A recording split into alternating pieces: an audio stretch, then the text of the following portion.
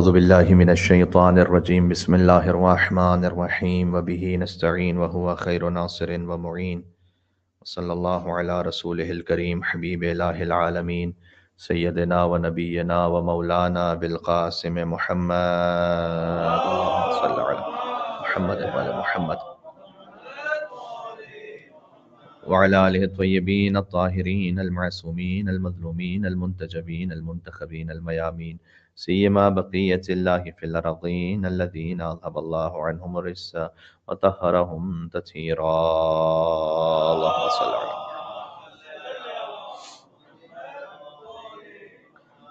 رحمت اللہ علی محبیہم واللعنۃ الدائمۃ علی اعدائہم اجمعین توسل از امام علی النقی علیہ السلام بسم اللہ الرحمن الرحیم یا ابا الحسن یا علی ابن محمد ایہا الہاد النقی یا ابن رسول اللہ یا حجت اللہ علی خلق یا سیدنا و مولانا انا توجہنا واستشفعنا وتوسلنا بك الى اللہ وقدمناك بین یدی حاجاتنا یا وجیہا عند اللہ اشفع لنا عند اللہ صلوات بر محمد و آل محمد اللہم صلی علی محمد و آل محمد۔ جشن امام علی النقی الہادی علیہ السلام کی مناسبت سے ایک اور پرزور بآواز بلند صلوات بید محمد و آل محمد پر اللہم صلی علی محمد و آل محمد۔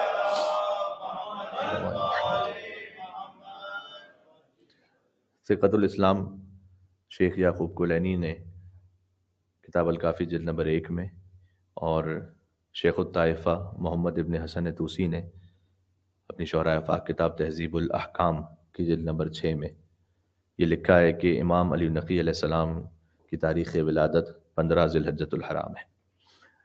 یہ اس لیے گزارش کرنا ضروری ہے کہ انڈین سب کانٹیننٹ میں پاکستان اور ہندوستان کے معمولاً مومنین 5 رجب المرجب مولا کا جشن ولادت مناتے ہیں، جو بعض اور کتابوں میں مرقوم ہے، وہ روایت بھی ہے، لیکن کتاب الکافی میں اور کتاب تہذیب الاحکام میں شیخ طوسی علیہ الرحمہ نے 15 ذی الحجۃ الحرام امام علیہ السلام کی ولادت کا جشن لکھا ہے۔ آج 15 ذی الحجۃ الحرام میں آپ سے مل کے گزارش ہے کہ بآواز بلند صلوات بھیجیں امام زمان علیہ السلام کی خدمت میں، اللہم صلی علی محمد و علی محمد۔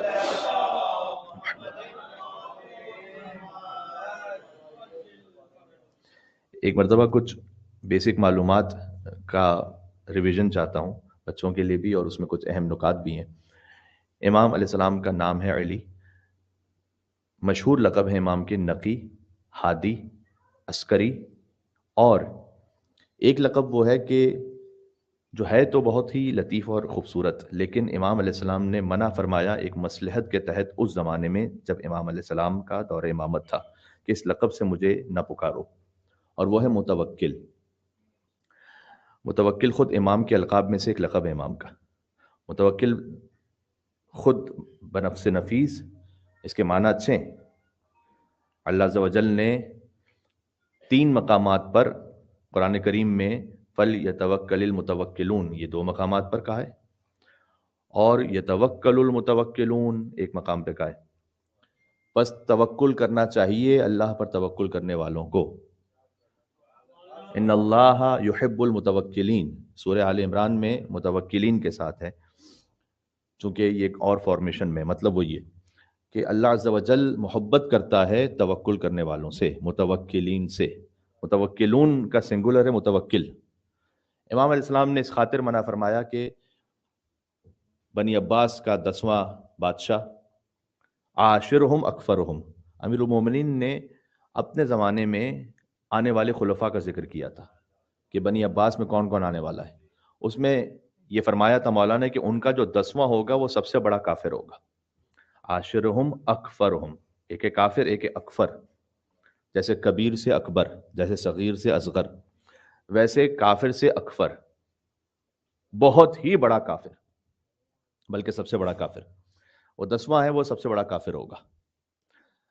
اور اسے بنی عباس کا یزید کہا جائے تو اس میں کسی قسم کا کوئی مبالغہ، ایگزیجوریشن نہیں، بلکہ عین حقیقت ہے۔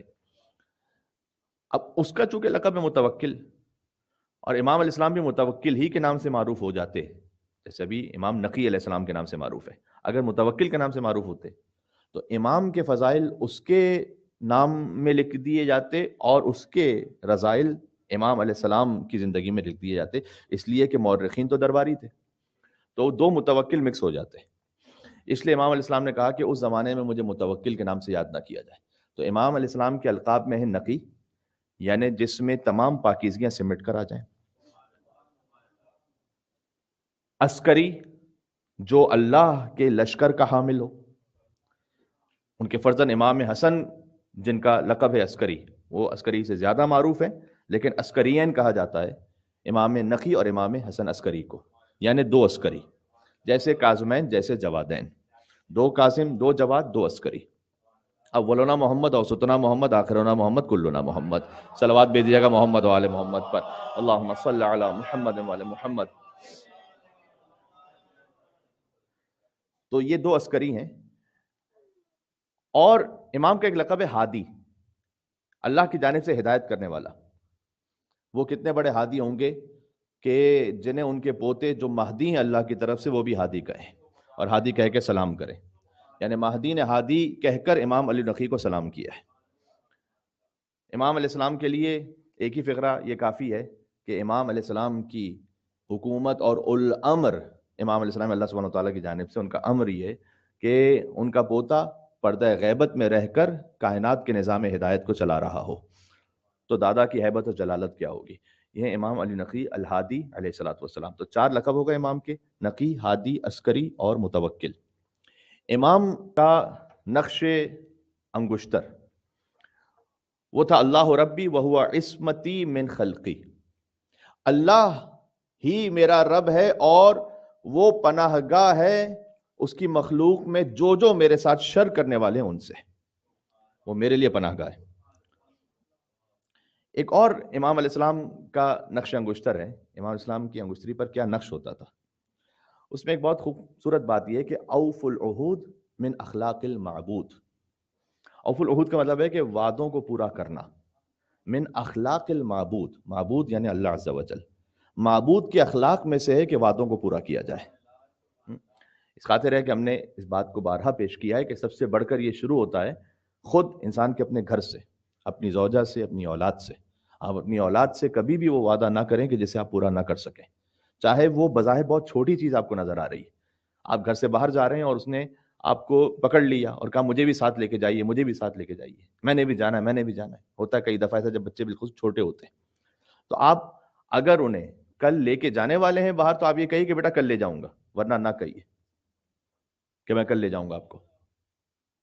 اور اگر وہ آپ سے پوچھ رہا ہے کہ بابا کتنی دیر میں آپ واپس آئیں گے، اور آپ نے آنا ہے 4 گھنٹے میں اور آپ کہتے ہیں میں آدھے گھنٹے میں آ رہا ہوں، 15 منٹ میں آ رہا ہوں، تاکہ جان چھوٹ جائے، یہ اس کا نقصان پتہ کیا ہے؟ اس کا نقصان یہ ہے کہ مولا علی علیہ السلام نے ارشاد فرمایا ہے کہ تم اپنے بچوں سے مذاق میں بھی جھوٹ نہ بولو، اس لیے کہ وہ تمہیں ہی اپنا رازق سمجھ رہے ہوتے ہیں۔ بچے ہی سمجھ رہے ہوتے ہیں کہ آپ ہی انہیں ان کا رزق فراہم کر رہے ہیں، تو اگر وہ اس بارے میں ڈاؤٹ فل ہو جائیں کہ باپ کہہ رہا تھا اور پھر غلط بیانی ہوئی، پھر کہہ رہا تھا غلط بیانی ہوئی، تو جب انہیں اصل رازق کا پتہ چلے گا تو اس کے بارے میں بھی شک میں مبتلا ہوں گے کہ اس کا وعدہ پورا ہے یا نہیں۔ مل کے صلوات بھیجیں محمد و آل محمد پر، اللہم صلی علی محمد و آل محمد۔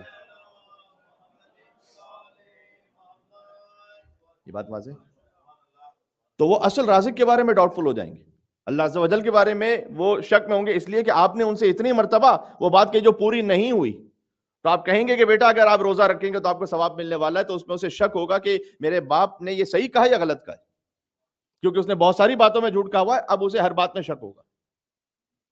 اس لیے امام علیہ السلام کی انگشتری کا نقش تھا اوف العہود من اخلاق المعبود، وعدے کو پورا کرنا یہ معبود کے اخلاق میں سے ہے۔ تو جب اللہ کے اخلاق میں سے ہے تو بندوں کو اس اخلاق کی رعایت ضرور کرنی چاہیے۔ یہ امام اللہم صلی علی محمد و محمد. امام علیہ السلام کی والدہ ہیں بی بی سمانہ مغربیہ. والد امام محمد تقی علیہ السلام، جن کی شہادت کی مجلس ذوالقعدۃ الحرام کے آخر میں گزری. ہم نے امام علیہ السلام کے بارے میں بقدر امکان و بقدر توفیق کوشش کی کہ آپ کی خدمت میں بات ہو سکے. امام کی والدہ ہیں بی بی سمانہ مغربیہ. امام جواد علیہ السلام کی تمام اولادیں بی بی سمانہ مغربیہ ہی سے ہیں. ان کی ایک اور زوجہ ہے جس کا نام ہے ام فضل، جو مامون کی بیٹی ہے، اور ان کا منصوبہ یہ ہے کہ 12واں ہماری نسل میں سے آئے. اس بارے میں آپ سے بات کر چکا ہوں. اور اللہ سبحانہ و تعالیٰ کا منصوبہ یہ ہے کہ جس نے کبھی سیاسی ازدواج کیا ہے اس کی نسل آگے ہی نہ بڑھنے پائے.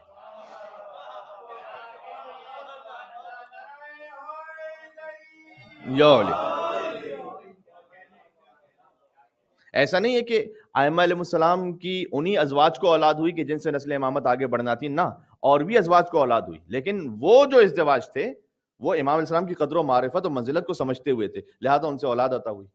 لیکن جنہوں نے اس خاطر ازدواج کیا کہ یا نسل رسالت یا نسل امامت ہم سے آگے بڑھے، تو اللہ تعالیٰ نے اس لیے لاوت رکھا کہ ڈاؤٹ میں ہی کوئی نہ آنے پائے کہ نسل رسول کون ہے. تو نسل رسالت آگے بڑھے گی حضرت ختیجہ سے اور حضرت ختیجہ کی بیٹی فاطمۃ الزہرا سے، بس فل اسٹاپ، اور کوئی نہیں. تو امام علیہ السلام کی ایک بیوی کا نام ہے ام فضل. لیکن لطف کی بات یہ ہے کہ بی بی سمانہ مغربیہ کی کنیت بھی ام الفضل ہے. یہ بھی آپ ذہن میں رکھیے گا، یہ واقعی اس میں با مسمى ہے. پھر بی بی ام الفضل یعنی فضیلتوں کی ماں. امام علی نقی علیہ السلام کی والدہ ہیں. اور میں نے عرض کیا کہ امام جواد علیہ السلام کی ساری ہی اولادیں امام علی نقی علیہ السلام بشمول، اور باقی تمام اولادیں امام جواد کی وہ بی بی سمانہ مغربیہ ہی سے ہیں. بی بی سمانہ مغربیہ وہ دفن ہے اس مقام پر کہ جس کی زیارت تو آپ میں سے سبھی کرتے ہیں ماشاءاللہ، لیکن معلوم کم ہے کہ یہاں بی بی سمانہ مغربیہ مدفون ہے. آپ سامرہ جب جائیے تو سامرہ میں 4 ہستیوں کا ذریعہ کے بارے سبھی جانتے ہیں کہ ذریعہ مطہر میں امام ہادی علیہ السلام، امام عسکری علیہ السلام، بی بی حکیمہ خاتون، بی بی نرجس خاتون. 2 اور ہستیاں ہیں جو اسی ذریعہ میں مدفون ہیں، بی بی سمانہ مغربیہ، امام علی نقی کی والدہ، اور بی بی حدیثہ خاتون امام حسن عسکری کی والدہ. یعنی امام علی نقی کی والدہ، امام حسن عسکری کی والدہ اور امام زمانہ علیہ السلام کی والدہ، وہ سب ایک ہی ذریعہ میں مدفون ہیں. تو بی بی سمانہ مغربیہ کا حرم بھی سامرہ ہے. تو بی بی سمانہ مغربیہ، امام علی نقی نے خود یہ فرمایا ہے کہ میری والدہ میرے امامت کے حق کی عارفہ تھی، یعنی مجھے پہچانتی تھی کہ میں امام برحق ہوں. کوئی شیطان رجیم میری والدہ کے قریب پہنچ نہیں سکا، اور اللہ عز و جل نے عین اللہ سے ان کی حفاظت فرمائی. یہ بی بی سمانہ مغربیہ جن کے لیے صائمۃ النہار قائمۃ اللیل کثرت کے ساتھ لکھا ہوا ہے کہ سال بھر روزہ رکھنے والی اور سال بھر راتوں میں عبادت کرنے والی. امام علیہ السلام کی اپنی اولادیں، امام علی نقی کی جو اپنی اولاد ہیں، ان کی ترتیب بھی اہل بیت علیہ السلام ہی کے ناموں پر ہے. محمد، علیہ، حسن، حسین اور جعفر. اس لیے کہ امام کے جو سب سے بڑے بیٹے ان کا نام سید محمد ہے. پنجتن کے ناموں کی یہی ترتیب ہے. پھر امام کی بیٹی جن کا نام علیہ ہے، علی سے مؤنث ہو کے علیہ. امام کے بیٹے ہیں پھر امام حسن عسکری. حسین، وہ حسین کے جو چچا ہیں امام زمانہ علیہ السلام کے، اور امام زمانہ علیہ السلام اپنے چچا حسین ابن علی النقی کی آواز میں بات کیا کرتے تھے. امام کی آواز کا جو پردہ رہتا تھا وہ اس وجہ سے رہتا تھا کہ وہ حسین جو کہ امام علی نقی کے بیٹے ہیں اور امام زمانہ کے چچا ہیں، ان کی آواز میں بات کرتے تھے تاکہ کسی کو پتہ نہ چلے کہ پردے کے پیچھے سے کون بات کر رہا ہے. لوگ یہ سمجھتے تھے کہ حسین وہ کہ جو علی نقی کے بیٹے ہیں وہ بات کر رہے ہیں. تو اسی خاطر ہے کہ چونکہ امام علی نقی کے بیٹے ایک تو حسن عسکری ہیں اور دوسرے حسین ہیں، اس لیے انہیں ملا کر حسنین بھی کہا جاتا ہے. اور امام کے القاب اور کنیتوں میں سے ایک ابو الحسنین بھی ہے، حسن اور حسین کے بابا. پھر ایک وہ جعفر ہیں کہ جو جعفر کذاب یا بعد میں جعفر تواب کہلائے. یہ امام علیہ السلام کی زندگی کا ایک خاکہ ہو گیا جو میں نے آپ کی خدمت میں پیش کیا. ایک وہ اہم پولیٹیکل پوائنٹ کہ جو اب تک شاید میں 6 یا 7 سال کی مجالس میں اب تک نہیں پہنچا سکا، وہ یہ ہے کہ امام علیہ السلام کے زمانے سے جسٹ بیفور، یہ جو 7 متصل زمانہ ہے، آپ جانتے ہیں کہ 9 امام مدفون ہیں بغداد میں، ٹھیک ہے، کازمین میں مدفون ہے نا، پھر 10ویں اور 11ویں امام مدفون ہے سامرہ میں.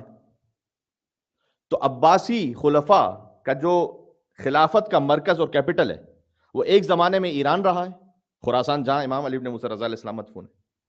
پھر ایک زمانے میں بغداد رہا ہے، ہارون رشید کے زمانے میں بھی، جہاں امام موسیٰ کاظم علیہ السلام اس وقت شہید ہوئے، لہٰذا اس وقت وہاں مدفون ہوئے. اور امام محمد تقی الجواد علیہ السلام کے زمانے میں بھی کیپٹل بغداد ہے. اور بعد میں یہ کیپٹل شفٹ ہوا ہے سامرہ 10ویں امام کے زمانے میں. تو 10ویں اور 11ویں امام سامرہ میں مدفون ہے. یہ جو کیپٹل شفٹ ہو رہے ہیں خراسان سے بغداد، بغداد سے سامرہ، اس کی وجہ کیا ہے؟ اس کی ایک بڑی اہم وجہ، اور اس سے امام علیہ السلام کی ایک فضیلت و شان اور ظاہر ہوتی ہے، وہ یہ کہ جب مامون کے پاس گورنمنٹ آئی ہے تو مامون نے امین کو قتل کیا ہے. امین کی ماں عرب ہے، زبیدہ، اور مامون کی ماں وہ ایرانی بیک گراؤنڈ سے. لہذا جب مامون کے پاس گورنمنٹ آئی ہے تو عرب اتنے خوش نہیں تھے، اور ایرانیوں نے بڑا ساتھ دیا مامون کا. لہٰذا مامون نے اپنا کیپٹل شفٹ کر دیا تھا خراسان کی طرف، جہاں اس نے امام رضا علیہ السلام کو بلایا. چونکہ ایرانی ساتھ میں تھے مامون کے، اور بنی فاطمہ کو اس نے خوش کرنے کے لیے امام رضا علیہ السلام کو ولی عہد بنا دیا، تاکہ علوی بھی اس کے خلاف بغاوت پہ نہ اٹھیں. اس طرح سے وہ اپنی گورنمنٹ چلاتا رہا، اور دنیاوی اعتبار سے اس کی ایک بڑی پاورفل گورنمنٹ ہے. لیکن مامون کے بعد معتصم، جس نے زہر دیا امام محمد تقی الجواد علیہ السلام کو، مامون کا بھائی معتصم. یہ جو معتصم ہے، یہ اس تک آتے آتے صورتحال یہ ہو چکی ہے، توجہ رکھیے گا، صورتحال یہ ہو چکی ہے معتصم تک آتے آتے کہ ایرانینز اتنے زیادہ پاورفل ہو چکے ہیں بنی عباس کی گورنمنٹ میں کہ اب انہیں خطرہ یہ ہے کہ کہیں یہ ہماری گورنمنٹ ہی کو ٹاپل نہ کر دیں. اس لیے چاہتے ہیں کہ اب ایرانیوں سے زور ٹوٹے اور دوبارہ کہیں اور شفٹ ہو.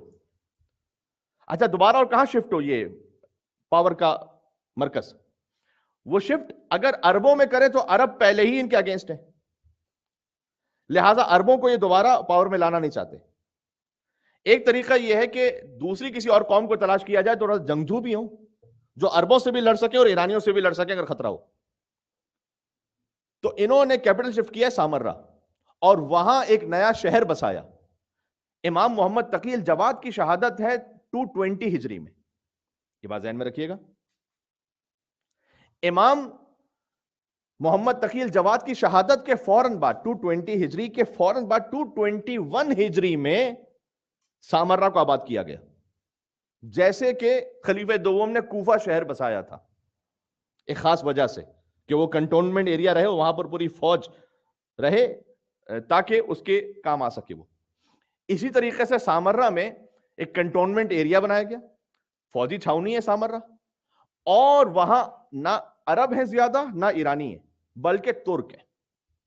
ادھر میں رکھیے گا، ترک انہیں معتصم عباسی کے زمانے میں اور اس کے بعد متوکل اور بعد میں جا کر معتز اور معتمد کے زمانے میں بہت زیادہ پاور دی گئی خلفاء بنی عباس میں سے جو ہیں. تو ترکوں کی بہت زیادہ اسٹرانگ ہولڈنگ تھی اس گورنمنٹ میں. اچھا، ترک جنگجو قوم، بظاہر اگر بعض نے اسلام کا کلمہ پڑھ بھی لیا تھا تو وہی جاہلیت والی ان کی عادتیں تھی. اور اس خاطر ہے کہ سٹارٹ میں ترکوں کو انہوں نے لانے کی کوشش کی بغداد ہی میں. جب بغداد کیپٹل تھا تو یار کیپٹل شفٹ کرنا آسان نہیں ہوتا، تو بغداد ہی میں عربوں اور ایرانیوں کو ہٹا کر ترکوں کو سٹرونگ کیا جائے. تو مسئلہ یہ ہونے لگا کہ ترک جب بغداد میں کافی سٹرونگ ہو گئے تو یہ جس جگہ سے جاتے تھے اپنی بدماشیوں کو دکھاتے ہوئے کئی مرتبہ بچوں کو، عورتوں کو، بوڑھوں کو قتل کر کے کچل کر گزر جاتے تھے. اور بغداد میں ایک اپرائزنگ ہونے لگی خود خلفاء بنی عباس کے خلاف کہ یہ کن لوگوں کو پاور دے دی، یہ کون سے فوجی آ گئے. لہٰذا انہوں نے مناسب سمجھا کہ بغداد میں اگر انہیں رکھا تو یہ پوری عوام ہمارے خلاف ہو جائے گی، اور انہیں بغداد میں رکھنا مناسب نہیں، ہمارے لیے سیف نہیں. اس لیے انہیں اٹھا کے لے جاؤ سامرہ، اور سامرہ میں کنٹونمنٹ ایریا بناؤ، لہذا شفٹ کر دیا گیا بغداد سے کیپٹل سامرہ، خلفاء بھی شفٹ ہو گئے وہاں پر، اور ان کی جو فورس تھی وہ ترک۔ اچھا جب ترک وہاں پر پہنچے تو ابتدا میں تو ان کا بیہیویئر ائمہ علیہ السلام کے ساتھ کوئی اچھا نہیں ہے، اس لیے کہ ان کے الزام میں یہ ہے کہ ہم نے ان خلفاء کو دیکھا ہوا ہے، یہ بھی شراب پیتے ہیں، یہ بھی عیاشیاں کرتے ہیں، اور نام ہے خلیفۃ المسلمین، تو شاید یہ بھی ایسے ہی ہوں گے۔ امام علیہ السلام کے، امام علی نقی کے، امام حسن عسکری کے کئی واقعات ایسے ہیں کہ جہاں انہوں نے ترکوں کو ایسے انسپائر کیا ہے۔ میں آپ سے کہوں کہ یہ اتنی بڑی ایک یعنی سٹارٹنگ تھی کہ اس کے بعد جا کر ترکوں میں، خالی ترک کا مطلب آج کا ترکیہ نہیں ہے، یہ خود ایرانیوں میں بہت بڑی آبادی ترکوں کی، آج بھی بہت سارے مراجع وہ ترک بیک گراؤنڈ سے تعلق رکھتے ہیں۔ مثال کے طور پر آیت اللہ فاضل لنکرانی، بڑا مشہور نام، مثال کے طور پر آیت اللہ مرزا جواد تبریزی، جو تبریز کا پورا صوبہ ہے یہ ترک ہے، اور ترک آج بھی آپ ایرانیوں میں سے جا کے پوچھ لیجئے گا، ترک اپنی ولایت میں بہت زیادہ شدید ہیں، بہت سٹرونگ ہے، براءت از اعداء اہل بیت میں بھی بہت ہی زیادہ سٹرونگ ہے۔ یہ سارا احسان امام علی نقی اور امام حسن عسکری کا، یہاں سے سٹارٹ ہوا یہ سارا۔ امام علی نقی علیہ السلام، ایک ترک آیا امام علیہ السلام کو مارنے کے لیے بھی آیا، ایسے بھی واقعات ہیں کہ مثلا متوکل نے 6-7 ترکوں کو شراب کے نشے میں بھیج دیا کہ جا کر علی نقی کو قتل کر دینا، اور وہ شراب کے نشے میں آئے اور امام علیہ السلام کے گھر میں کود گئے، اور جب امام کے گھر میں پہنچے ہیں تو کچھ دیر بعد باہر نکلے توبہ کرتے ہوئے، امام علیہ السلام کا ذکر کرتے ہوئے۔ تو متوکل نے پوچھا کہ میں نے تمہیں شراب کے نشے میں بھیجا تھا اس کو قتل کرنے کے لیے، اور تم آ رہے ہو باہر اللہ کا ذکر کرتے ہوئے اور اسی کے بارے میں فضائل پڑھتے ہوئے۔ تو انہوں نے جواب دیا کہ ہم کیسے اسے قتل کریں کہ ہم نے کئی مرتبہ صحراؤں میں اسے ہماری مدد کرتے ہوئے دیکھا ہے۔ یا علی،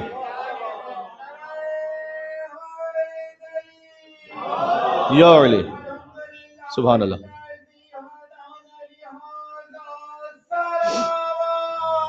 اللہم صل علی محمد۔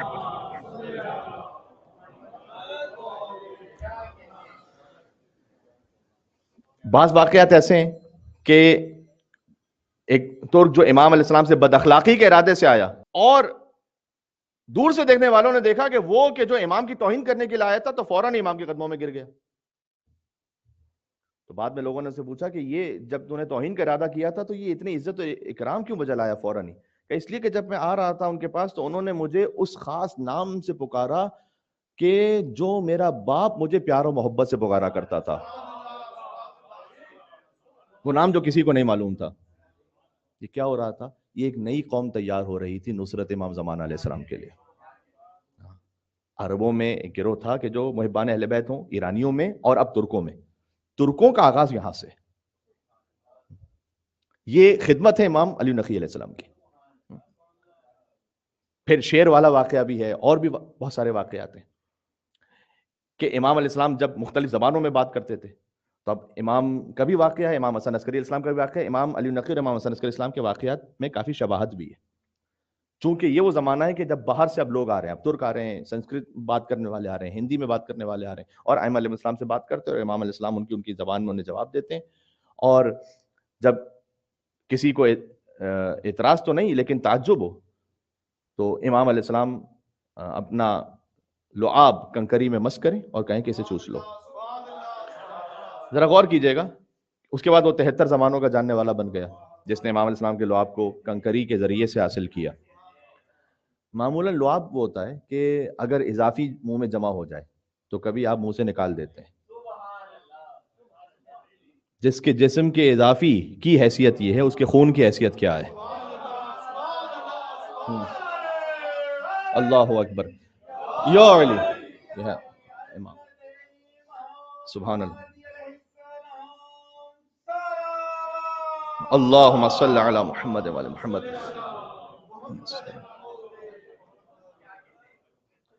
امام علی نقی علیہ السلام کی یہ وہ خدمت ہے کہ جہاں سے پھر آگے جا کر بڑے بڑے علماء، مراجع اور مفسرین اور محدثین سب اس ترک قوم میں بہت سے آئے، اس کا آغاز ہے یہی سامرا سے. تو ایک تو یہ نقطہ ہو گیا.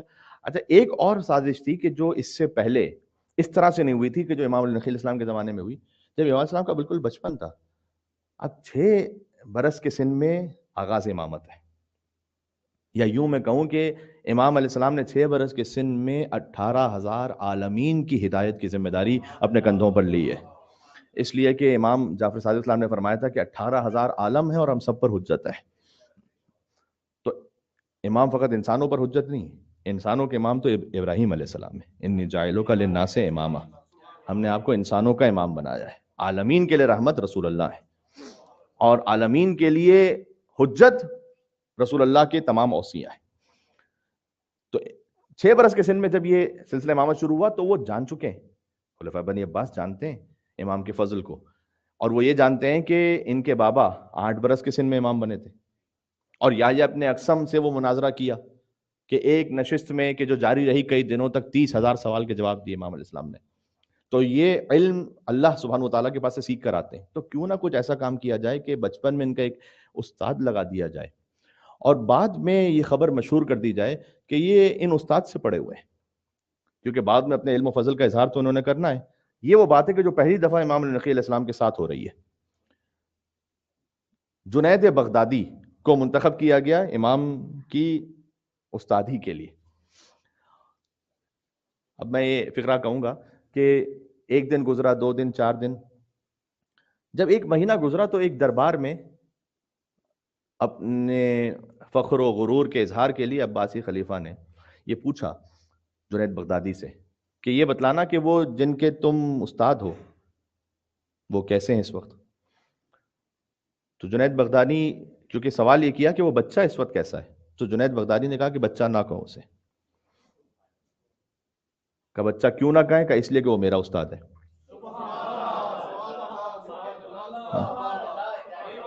میرا استاد ہے.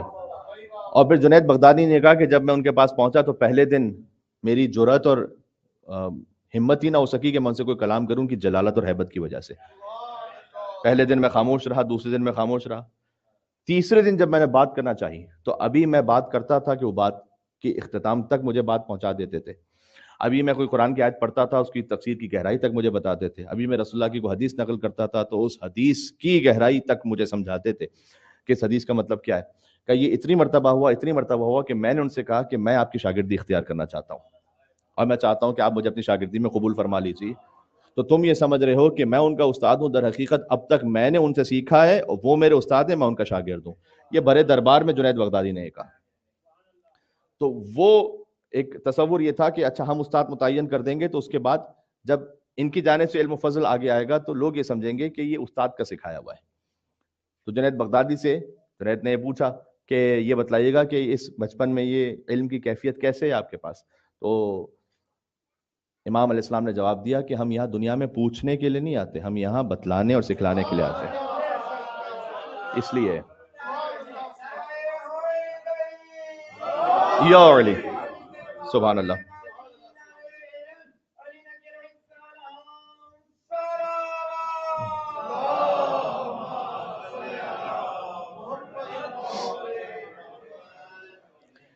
ائمہ علیہ السلام کی جانب سے جو قیمتی ترین تحفے ہم تک پہنچے ہیں ان میں زیارت جامع کبیرہ ہے اور زیارت روزہ عید غدیر ہے. عید غدیر کا ذکر میں اس لیے کر رہا ہوں کہ ابھی عید غدیر آنے والی ہے اور آپ اپنے اوپر فرض سمجھتے ہوئے روز عید غدیر زیارت امیر المومنین علیہ السلام کو پڑھیں جو تعلیم کردہ امام علی نقی علیہ السلام ہے. امام علی نقی علیہ السلام کو لے جایا گیا مدینہ سے سامرہ، یہ 243 ہجری کی بات ہے. امام علیہ السلام کی ولادت 212 ہجری، یعنی جب امام علیہ السلام کا سن تقریباً 21 برس ہے اس وقت امام علیہ السلام کو لے جایا گیا، بلکہ 31 برس ہے اس وقت امام علیہ السلام کو لے جایا گیا سامرہ. اور امام علیہ السلام جب وہاں پہنچے ہیں تو درمیان میں امام کا گزر ہوا کوفہ کی سرزمین سے. امام نے کہا کہ میں رکوں گا یہاں پر. روز عید غدیر آ گیا اس دن. یہ اللہ سبحانہ وتعالیٰ کے کرنے کے کام ہوتے ہیں کہ کب امام کا کس طرح سے سفر ہو اور کب امام علیہ السلام کو ایک فضیلت ظاہر کرنے کا موقع ملے. امام علیہ السلام غدیر کے دن پہنچے قبر امیر المومنین علی بن ابی طالب علیہ السلام پر، اس دن وہ زیارت پڑھی امام علی علیہ السلام کی. وہ زیارت کے بے مثال و بے نظیر زیارت ہے. 37 آیات ہیں اس ایک زیارت میں. امام علیہ السلام نے فقط سلام نہیں کیا اس زیارت میں اپنے مولا امام علی علیہ السلام کو، اس لیے کہ خود واقعی یوں کہتے تھے کہ السلام علیک یا مولایا یا امیر المومنین. امام علی نقی فرماتے تھے کہ اے میرے مولا علی امیر المومنین علی بن ابی طالب علیہ السلام، آپ پر سلام ہو. اور امام علیہ السلام نے اس زیارت میں امام کی فضیلت پر استدلال قائم کیا. 37 آیتوں کو پڑھا قرآن سے کہ جہاں مولا علی علیہ السلام کی فضیلت کا ذکر ہے.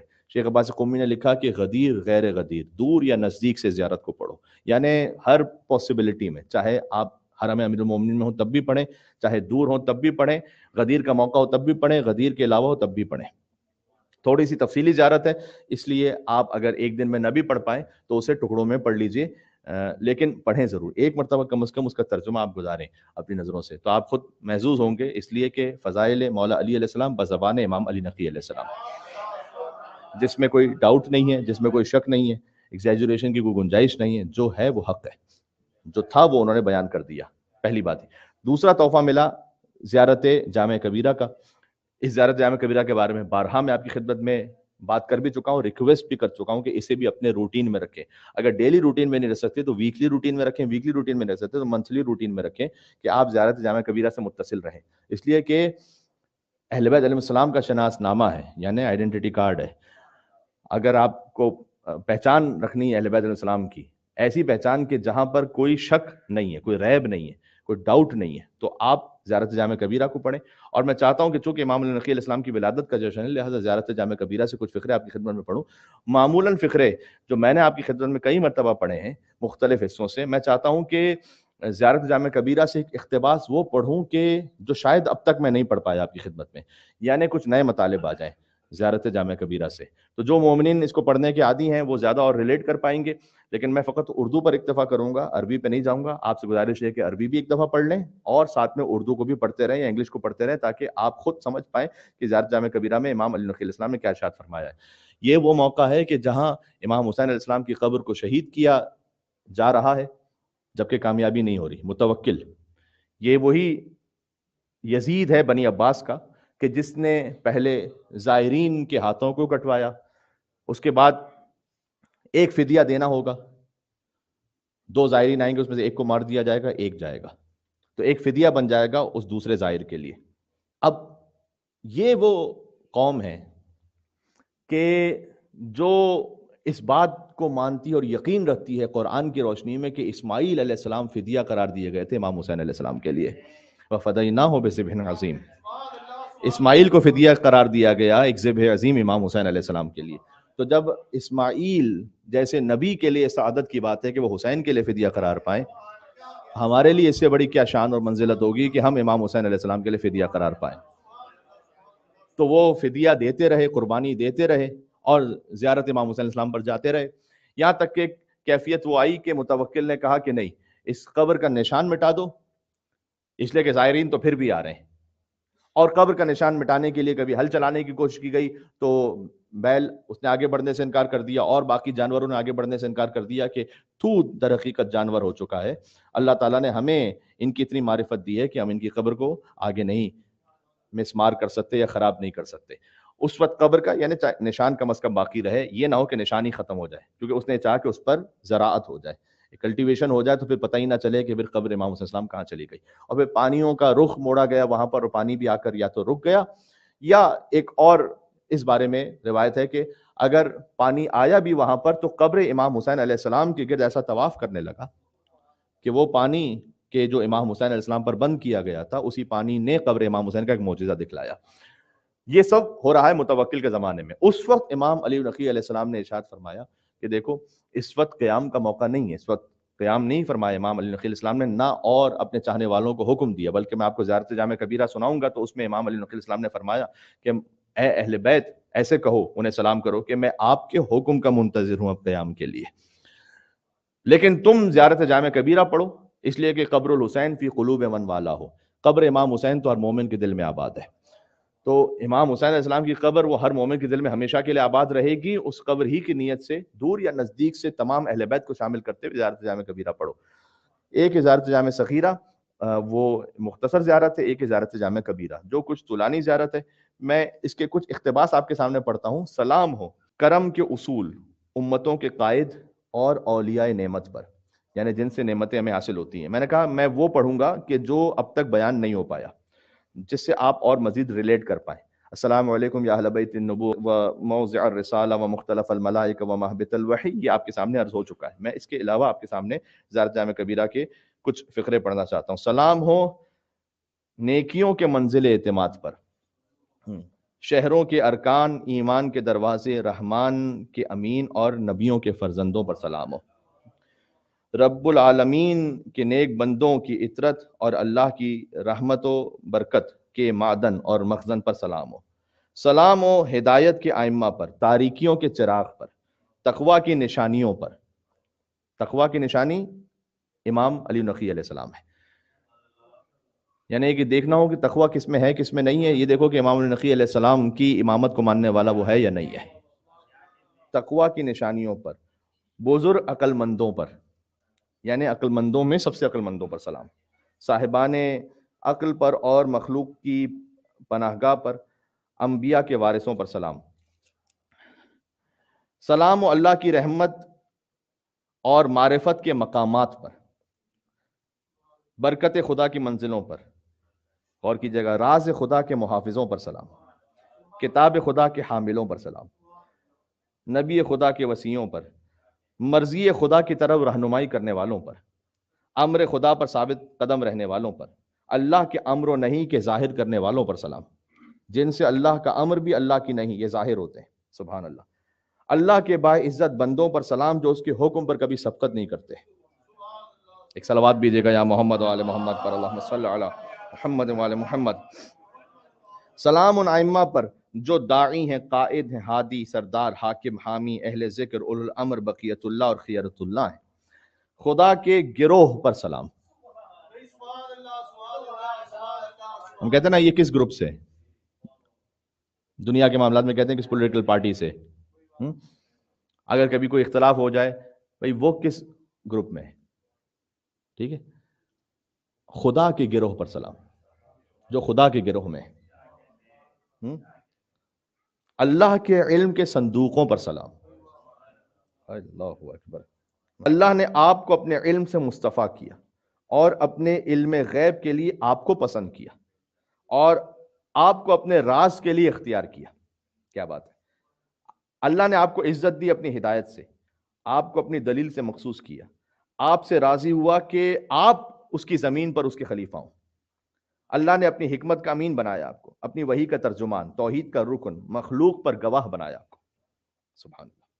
آپ کو اللہ نے لغزشوں سے معصوم رکھا اور فتنوں سے محفوظ رکھا. بس آپ نے خدا کی جلالت کو عظمت کے ساتھ یاد کیا، اس کے ذکر کو دوام عطا کیا، اس کے عہد پر ثابت قدم رہے، اس کی اطاعت کی گرہ کو مستحکم باندھا. آپ نے اپنے نفس کو صرف کیا، المومنین نے قربان کیا. یہ جو نا بذل مہجتہ فیک، زیارت اربعین امام حسین اسلام میں یہی ہے کہ آپ نے اپنا نفس صرف کیا. آپ نے اپنا نفس صرف کیا اس کی مرضی کی راہ میں. آپ نے صبر کیا ہر مصیبت پر جو اللہ کی راہ میں آئی. بس جو آپ کے طریقے سے بہک گیا وہ دین خدا سے خارج ہو گیا، جو آپ کے امر کا پابند رہا وہ آپ سے ملحق ہوا، اور آپ کے حق میں تقصیر کرنے والا وہ مٹ گیا. مخلوق کا لوٹنا آپ کی طرف ہے اور ان کا حساب آپ کے ذمے ہے، اور حق اور باطل کا فیصلہ آپ کے پاس ہے، اور اللہ کی آیتیں بھی آپ کے پاس ہیں. اللہ اکبر. سبحان اللہ. اللہم صلی علی محمد. تعلیم کردہ امام علی نقی علیہ السلام، آپ اس دار فانی کے گواہ ہیں اور دار بقا کی شفاعت کرنے والے ہیں. وہ دروازہ ہیں جس کے ذریعے اللہ لوگوں کا امتحان لیتا ہے. کون اس دروازے تک آتا ہے، کون نہیں آتا. جو آپ کے پاس آ گیا اس نے نجات پائی، جو نہ آیا وہ ہلاک ہو گیا. جس نے آپ سے رابطہ استوار کیا اور جس نے آپ کا اتباع کیا پھر جنت اس کی منزل ہے، اور جس نے آپ سے آپ کی طرف پناہ لی وہ محفوظ ہو گیا. میں گواہی دیتا ہوں کہ یہ مقام ہمیشہ آپ کے لیے سابق میں ہے اور لاحق میں رہے گا. بڑا اہم ہے اب یہ کہ آپ کی روحیں، آپ کا نور، آپ کی طینت ایک ہے اور پاکیزگی اور طہارت میں بعین ہی ایک دوسرے کی طرح ہے. ہمارا جسم ویسے پاک نہیں ہے جیسے ہماری روح پاک ہے. ہاں، ہمارے جسم کثیف ہیں، لیکن امام علیہ السلام نے زیارت میں فرمایا کہ ایسے کہو سلام میں کہ آپ کی طینت، آپ کی ارواح، آپ کے اجسام ویسے ہی پاک ہیں، ایک دوسرے کی طرح پاک ہیں. خدا نے آپ کو نور کی صورت میں پیدا کیا، پس آپ کو اطراف عرش میں قرار دیا، یہاں تک کہ آپ کے ذریعے اللہ نے ہم پر احسان کیا. پس آپ کو قرار دیا ایسے گھر میں جس کی بلندی کا حکم اللہ نے دیا ہے اور جس میں اللہ کا تذکرہ ہوتا رہتا ہے. ہمارے درود و سلام ہو آپ پر. سبحان اللہ کہ اللہ نے اس محبت کو ہمارے دل میں رکھا یا ہمارے نفس میں رکھا، جس سے ہم کو مخلص کر دیا گیا. یہ ہمارے نفس کی پاکیزگی کے لیے، ہمارے تزکیہ نفس کے لیے، گناہوں کے کفارے کے لیے. سبحان اللہ. بس خدا نے آپ کو اہل کرامت کا شریف ترین مقام اور مقربین کی اعلیٰ ترین منزل عطا فرمائی. ایسی بلندی کہ جس کے لیے کوئی اور راہ نہیں ہے. یعنی ایسا نہیں کہ کوئی سیکھ کے وہاں تک پہنچ جائے گا، کوئی کوشش کر کے وہاں تک پہنچ جائے گا. نہ اس سے پہلے کسی کو وہاں پہنچایا گیا، نہ اس کے بعد اس مقام کے لیے کوئی لالچ کر سکتا ہے. یہاں تک کہ کوئی ملک مقرب، کوئی نبی مرسل، کوئی صدیق، کوئی شہید، کوئی عالم، کوئی جاہل، کوئی پست، کوئی بلند، کوئی مومن صالح، کوئی فاجر و بدبخت، کوئی جبار عنید، کوئی شیطان، اور تیری مخلوق میں سے کوئی ایسا نہیں کہ جس کے سامنے تو نے ان کی عظمت نہ ظاہر کر دی ہو. سب کے سامنے. سبحان اللہ. یو علی، میرے ماں باپ آپ پر قربان ہوں، اور میرے اہل و عیال اور میرا مال اور خاندان والے آپ پر قربان ہوں. میں خدا کو اور آپ کو گواہ بنا کر کہتا ہوں، میں آپ پر ایمان رکھتا ہوں، اور جس پر آپ ایمان رکھتے ہیں میں اس پر ایمان رکھتا ہوں. یہ عقیدہ کتنا اچھا ہو گیا. جس پر آپ ایمان رکھتے ہیں میں اس پر ایمان رکھتا ہوں. 100% آپ سیکیور ہیں. اور میں آپ کا اور آپ کے دوستوں کا دوست ہوں، آپ کے دشمنوں کا دشمن ہوں، اور ان سے عداوت رکھتا ہوں. اس سے میری صلح ہے جس سے آپ کی صلح ہے، جس سے آپ کی جنگ ہے اس سے میری جنگ ہے. جس نے آپ کو حق سمجھا ہم نے بھی اسے حق جانا، جس نے آپ کو باطل جانا ہم نے بھی اسے باطل جانا. آپ کا موتی ہوں، آپ کے حق کا معترف ہوں، آپ کے عہد ولایت سے وابستہ ہوں، آپ کے امر کا منتظر ہوں، آپ کی حکومت کے لیے چشم برآں ہوں. جب آپ حکم دیں گے تو میں قیام کروں گا.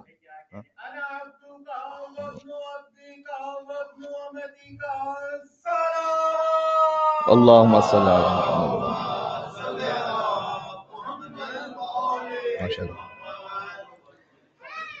یو علی، میں آپ کا قول قبول کرنے والا ہوں، آپ کی بارگاہ میں پناہ چاہنے والا ہوں، آپ کا زائر ہوں، آپ کی قبر پر پناہ لینے آیا ہوں. میرا دل آپ کے لیے جھکا ہوا ہے، میری رائے آپ کے تابع ہے، اور میری مدد آپ کے لیے حاضر ہے، یہاں تک کہ آپ کے ذریعے خدا دین کو زندہ کر دے. سبحان اللہ. تو ہم آپ کے ساتھ ہیں، فقط آپ کے ساتھ ہیں، آپ کے غیر کے ساتھ نہیں ہیں. آپ پر ایمان لے کر آیا، آپ کے آخری فرض سے اسی طرح محبت کرتا ہوں جس طرح آپ کے پہلے فرض سے محبت کرتا ہوں. آپ کے دشمنوں سے برات کر کے اللہ کی طرف آنا چاہتا ہوں. اہل بیت کے دشمنوں سے برات اللہ کی قربت کے لیے.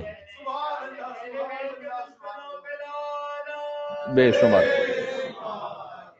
اور جبت اور طاغوت اور شیاطین کے ان گروہوں سے جو آپ پر ظلم کرنے والے ہیں، میں ان سے بیزار ہوں. آپ کے حق کے منکروں سے بیزار ہوں جو آپ کی ولایت سے خارج ہیں. اور میں بری ہوں آپ کے علاوہ تمام وسیلوں سے. یعنی آپ کے وسیلے کے علاوہ مجھے کوئی وسیلہ نہیں چاہیے. میں بری ہوں آپ کے علاوہ تمام وسیلوں سے، آپ کے علاوہ تمام پیشواؤں سے، اور ان اماموں سے جو جہنم کی طرف لے جاتے ہیں، ان سے میں بری ہوں. بس خداوند عالم مجھ کو ثابت قدم رکھے جب تک میں زندہ رہوں آپ کی ولایت پر، آپ کی محبت پر، آپ کے دین پر. امام علی نقی فرما رہے ہیں کہ ایسے دعا کرو.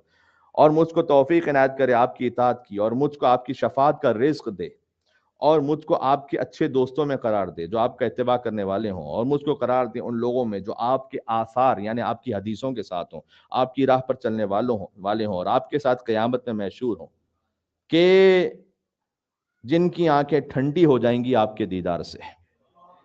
قیامت میں جب دیکھیں گے امام علی نقی علیہ السلام کو، ان کے آباء و اجداد کو، اور ان کے ابنائے طاہرین کو، تو اللہ تعالیٰ مجھے ان میں سے قرار دے کہ جن کی آنکھیں ٹھنڈی ہو جائیں آپ کے دیدار سے. میرے ماں باپ آپ پر قربان ہو، میرے اہل و عیال اور مال سب آپ پر قربان ہو. جس نے اللہ کا ارادہ کیا اس نے آپ سے شروع کیا، جس نے اللہ کو ایک جانا اس نے آپ سے قبول کر کے جانا، جس نے خدا کا قصد کیا وہ آپ کی طرف متوجہ ہوا. اے ہمارے اولیاء، یعنی اے ہمارے مولا، آپ کی تعریف کا احصا کاؤنٹ نہیں ہو سکتا. میں مدح میں آپ کی حقیقت تک نہیں پہنچ سکتا اور نہ توصیف کرنے میں آپ کی قدر و منزلت تک آ سکتا ہوں. آپ نیکیوں کے نور ہیں. نیکی جو آپ کو انجام دیتے ہیں نا، یہ بارز معذرت تھوڑا سا طولانی ہو گیا، لیکن میں چاہتا تھا کہ اس کا ترجمہ ایک دفعہ آپ تک پہنچ جائے اسی طرح سے. نیکی میں جو نور ہے نا وہ اہل بیت کی وجہ سے، ورنہ نماز تاریک ہے.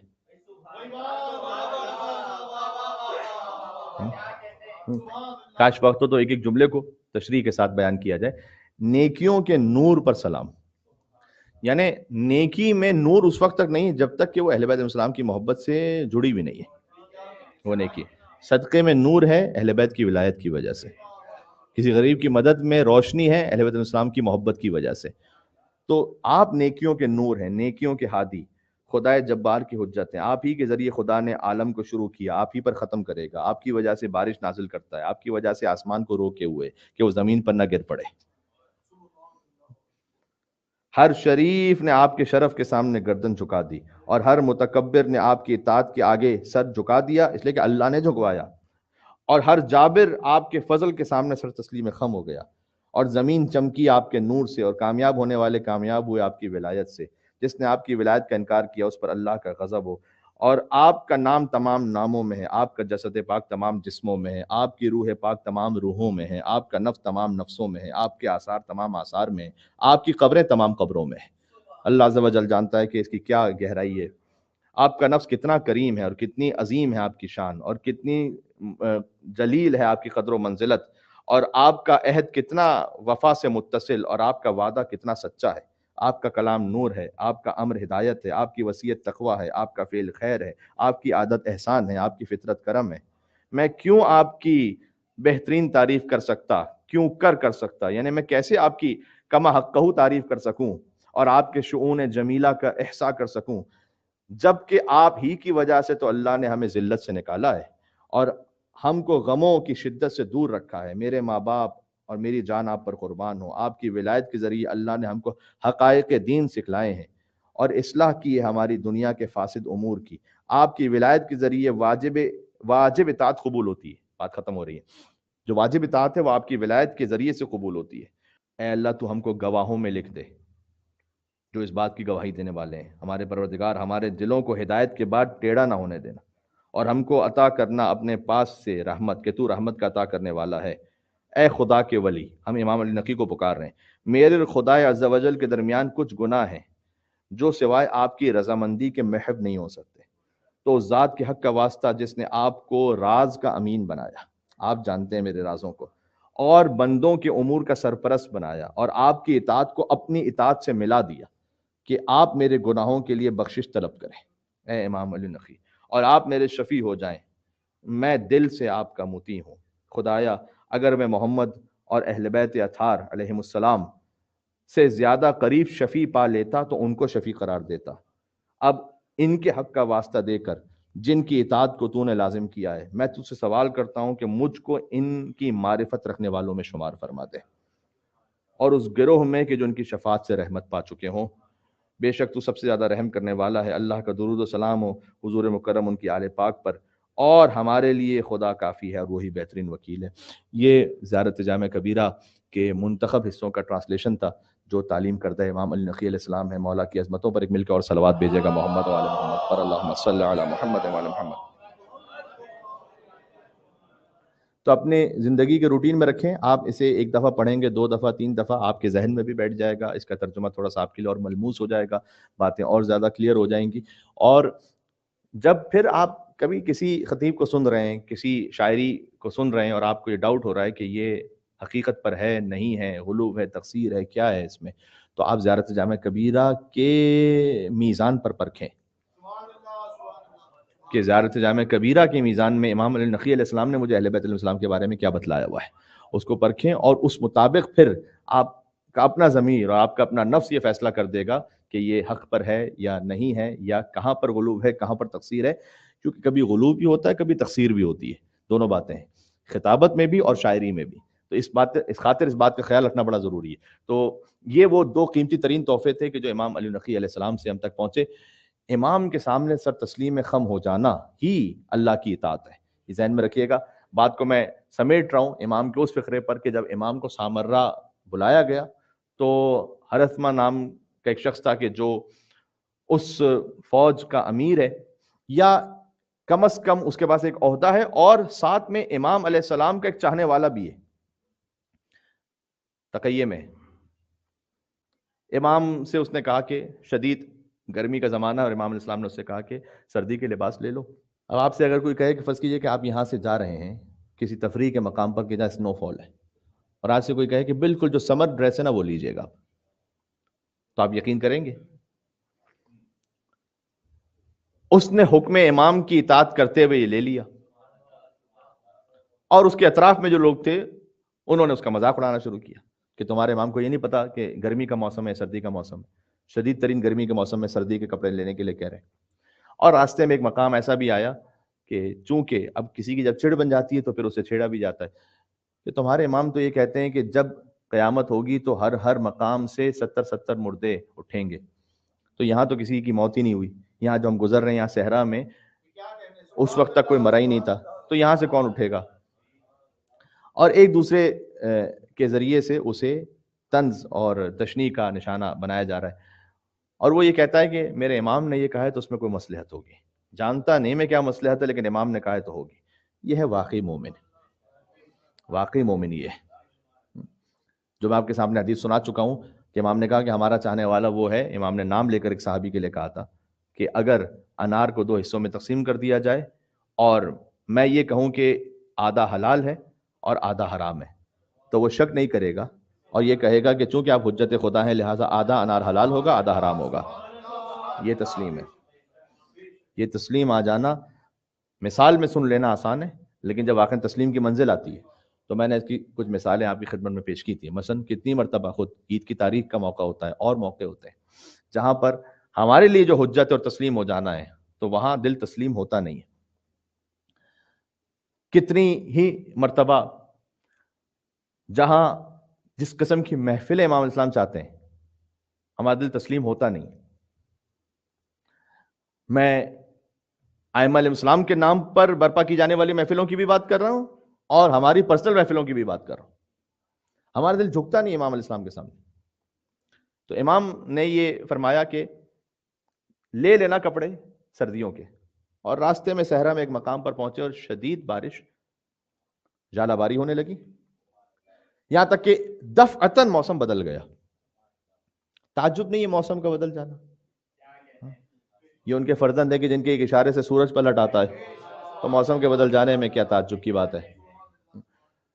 تو وہاں بغداد میں مسجد براسا کا واقعہ بھی ذہن میں آ گیا جہاں امیر المومنین نے صفین سے واپس پلٹتے ہوئے چونکہ نماز لوگوں کی قضا ہو رہی تھی تو سورج کو پلٹایا تھا. وہاں پر بھی کیا کہنے، ابھی سورج کا پلٹنا اس کی کیا حقیقت ہے وہی جانتے ہیں کہ کس طریقے سے وہ وقت واپس آیا کہ امام علیہ السلام نے کہا کہ اب نماز پڑھو تاکہ نماز قضا ہونے سے پہلے نماز ہو جائے. امام علیہ السلام جب ہے نا تو امام ہے وہاں، یہ ہے نماز، یہ جو کہہ دیں یہ نماز ہے، ٹھیک ہے، یہ نماز ہے، یہ ہے تسلیم ہونا امام کے سامنے جو یہ کہہ دیں. وہاں سعید ابن عبداللہ اور زہیر قین یہ نہیں کہہ رہے امام حسین علیہ السلام سے کہ ہمیں بھی آپ کے پیچھے نماز پڑھنے کا موقع مل جائے، یہ آپ نے کہاں ڈیوٹی کے لیے کھڑا کر دیا. میں حسین نے وہاں کے لیے کہا وہ ان کی نماز وہ ہے جہاں حسین کہہ دیں، جہاں امام ہادی کہہ دیں. اور دفعتاً اتنی شدید بارش ہوئی اور ژالہ باری ہوئی کہ موسم اتنا سرد ہو گیا کہ 70 لوگ مر گئے. امام علیہ السلام نے اپنے چاہنے والے کو بلایا اور کہا کہ تم لباس تقسیم کرو. چونکہ اس نے صبر کیا تھا نا، تسلیم ہوا تھا امر امامت کے سامنے، تو اب امام علیہ السلام نے اس پر یہ احسان فرمایا کہ اب وہ تقسیم کرے سردیوں کے لباس کو باقی رہ جانے والے فوجیوں پر. تو اسے امام علیہ السلام نے گویا سخی و جواد بنا دیا کہ وہ امام کی جانب سے تقسیم کرے، اور اس نے تقسیم کیا اور پھر اس نے یہ کہا کہ میرے مولا نے سچ کہا تھا، اس لیے کہ جو یہاں مر چکے ہیں انہیں یہیں پر دفن کیا جائے گا اور قیامت میں یہیں سے 70 لاشیں اٹھائے جائیں گے۔